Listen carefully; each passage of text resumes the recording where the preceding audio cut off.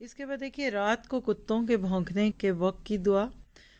رسول اللہ صلی اللہ علیہ وسلم نے فرمایا جب تم رات کے وقت کتوں کے بھونکنے اور گدھوں کے رینکنے کی آواز سنو تو ان سے اللہ کی پناہ میں آنے کی دعا کرو کیونکہ یہ ایسی چیزیں دیکھتے ہیں جنہیں تم نہیں دیکھ پاتے. یہ روایت ہے ابو داؤد میں 5103. کیا یہ سب چیزیں دیکھ سکتے ہیں، ہم نہیں دیکھ سکتے، تو کیا یہ ہم سے بہتر ہو گئے؟ ایسا نہیں. دیکھیے جن ہم سے زیادہ چیزیں دیکھ سکتے ہیں، سفر لمبا کر سکتے ہیں، چلنے کی رفتار تیز ہے، لیکن عقل چھوٹی ہے. انسان کی عقل ان سب سے بڑی ہے لیکن جسمانی صلاحیتیں دوسروں سے کم ہیں. تو پھر کیا پتہ چلا؟ ایک دفعہ اسی دعا کو دوبارہ پڑھ لیجیے اعوذ باللہ کو، تاکہ آپ کو اللہ کی پناہ میں آنے کی دعا پھر اس کے ساتھ بھی مل جائے. اعوذ باللہ من الشیطان الرجیم.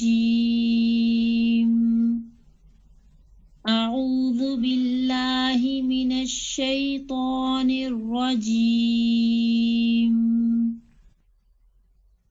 اعوذ باللہ من الشیطان الرجیم. تو یہاں پہ آپ دیکھیے کہ یہ جو مخلوقات ہیں ان کو دیکھنا، ان کے بارے میں پڑھنا، یہ پورا ہوا.